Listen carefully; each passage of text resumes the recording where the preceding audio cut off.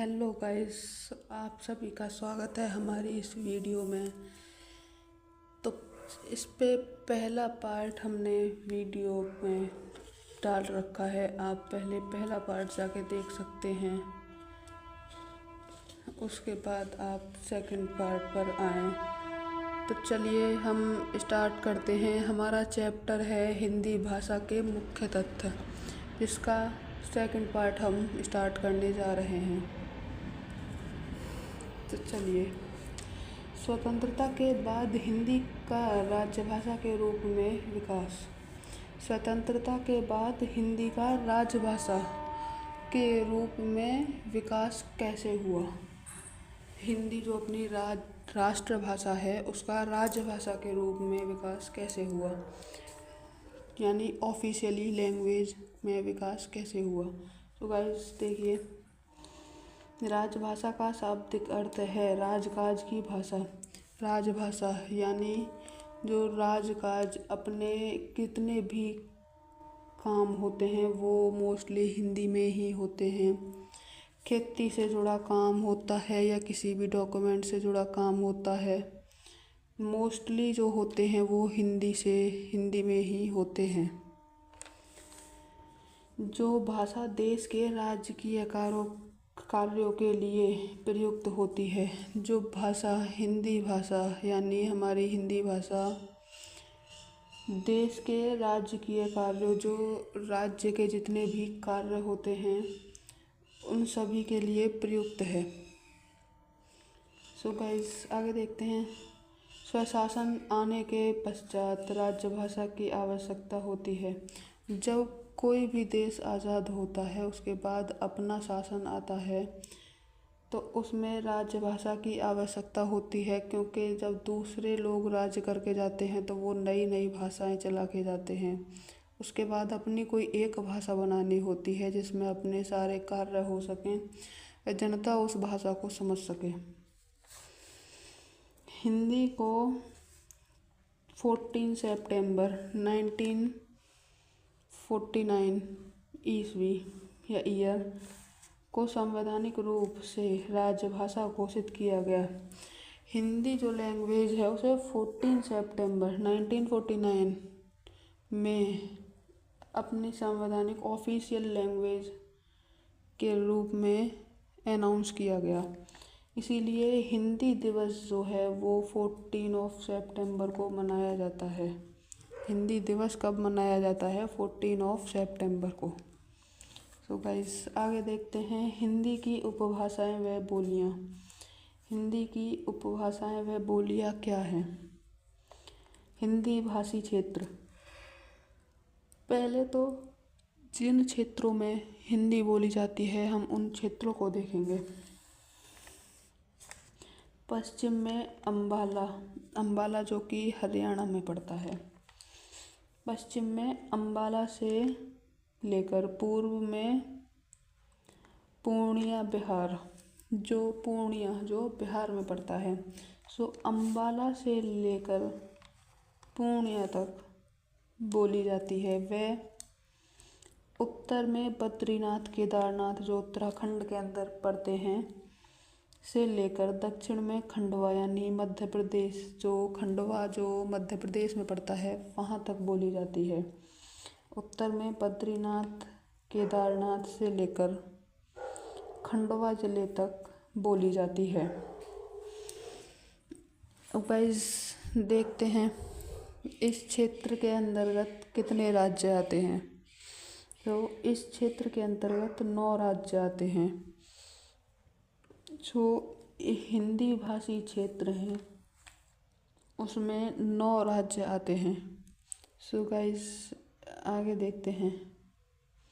पहला उत्तर प्रदेश, दूसरा उत्तराखंड, तीसरा बिहार, चौथा झारखंड, पांचवा मध्य प्रदेश, छठा छत्तीसगढ़, सातवां राजस्थान, आठवां हरियाणा व 9वां हिमाचल प्रदेश तथा इसके अंतर्गत एक केंद्र शासित प्रदेश यानी यूनियन टेरिटरी भी आता है, जो है दिल्ली।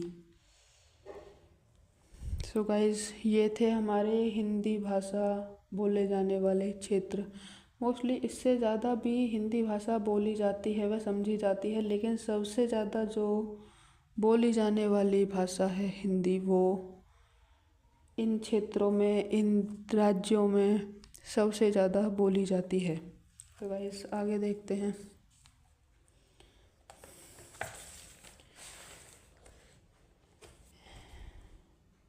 हिंदी की उपभाषाएं व बोलियां। गाइस ये हैं हिंदी की उपभाषाएं व बोलियां।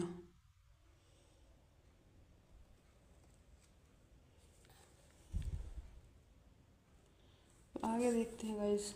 सबसे पहले आता है बोली।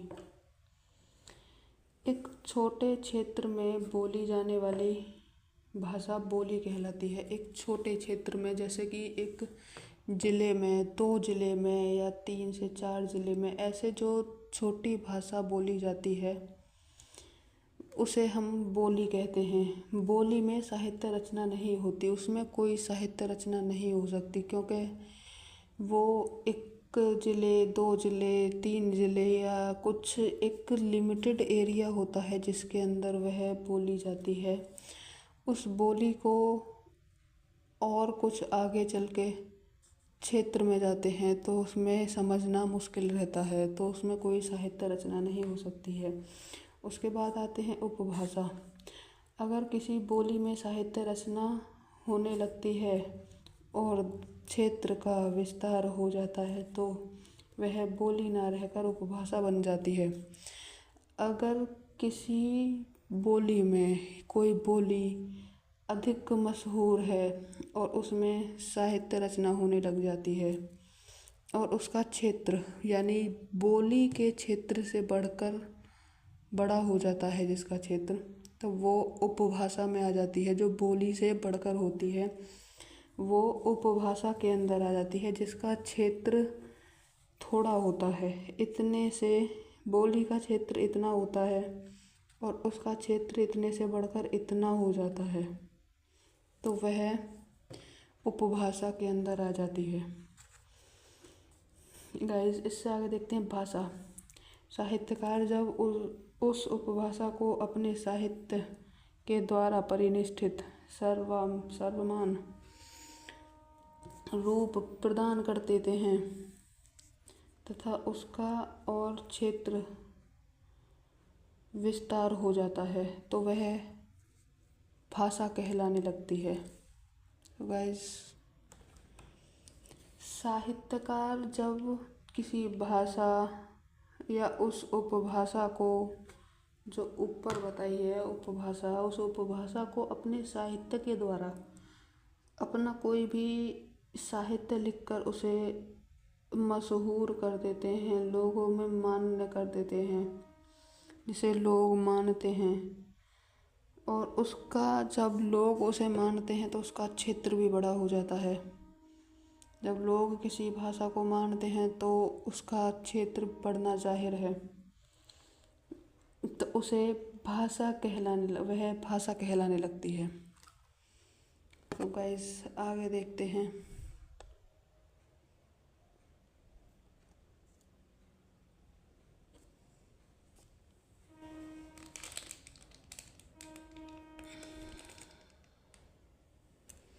तो गाइस सॉरी फॉर डिस्टर्बेंस।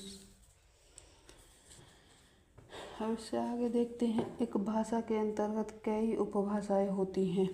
एक भाषा जो होती है उसके अंतर्गत बहुत सारी उपभाषाएं होती हैं तथा एक उपभाषा के अंतर्गत बहुत सारी बोलियां होती हैं। जो एक उपभाषा होती है उसके अंतर्गत बहुत सारी बोलियां होती हैं।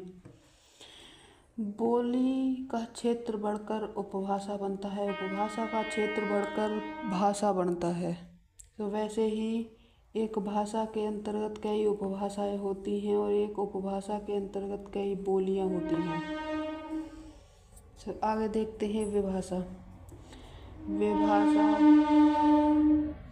विभाषा का क्षेत्र बोली की अपेक्षा अधिक विस्तृत होता है। यह एक प्रांत या उपप्रांत में प्रचलित होती है। विभाषा का जो क्षेत्र होता है वो बोली की अपेक्षा थोड़ा बड़ा होता है। इसमें उपभाषा नहीं, बोली और उपभाषा के बीच की बात है। तो बोली से थोड़ा बड़ा जो क्षेत्र होता है, जो किसी एक प्रांत, किसी एक राज्य या किसी एक राज्य सॉरी वही बोलेंगे, एक राज्य में बोली जाती है ऐसे, या उपप्रांत में प्रचलित होती है, उसे विभाषा कहते हैं। उसे क्या कहते हैं गाइस? विभाषा। सो गाइस आगे देखते हैं अपना। ये तो भाषा बोलियां इधर ही समाप्त होता है। आगे देखते हैं देवनागरी लिपि। देवनागरी लिपि क्या है? देवनागरी लिपि का विकास कब हुआ? पहला, उच्चारित ध्वनि संकेतों की सहायता से भाव या विचार की अभिव्यक्ति भाषा कहलाती है। अपने किसी भी ध्वनि, किसी भी संकेत की सहायता से अपने भाव या अपने विचार, अपने विचारधाराएं दूसरे को बताना, दूसरे को जताना, दूसरे को अभिव्यक्त कराना भाषा कहलाती है। जबकि लिखित वर्ण संकेतों की सहायता से भाव या विचार की अभिव्यक्ति लिपि कहलाती है। हम किसी से संकेत देते हैं, उधर जा उधर जा, तो हमने क्या किया? इशारा किया ऐसे, ये क्या संकेत के अंदर आता है। लेकिन जबकि लिखित वर्ण संकेतों की सहायता से भाव या विचार की अभिव्यक्ति लिपि।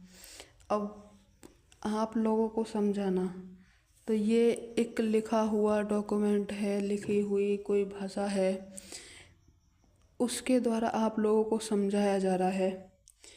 तो ये क्या आता है? लिपि के अंदर आएगा, इसके कहने के अनुसार। फॉर एग्जाम्पल, जबकि लिखित वर्ण जो हम लिखकर किसी दूसरे को समझाते हैं, तो वह किसके अंदर आता है? लिपि के अंदर आता है। आगे देखते हैं गाइस, सेकंड पॉइंट क्या है इसका।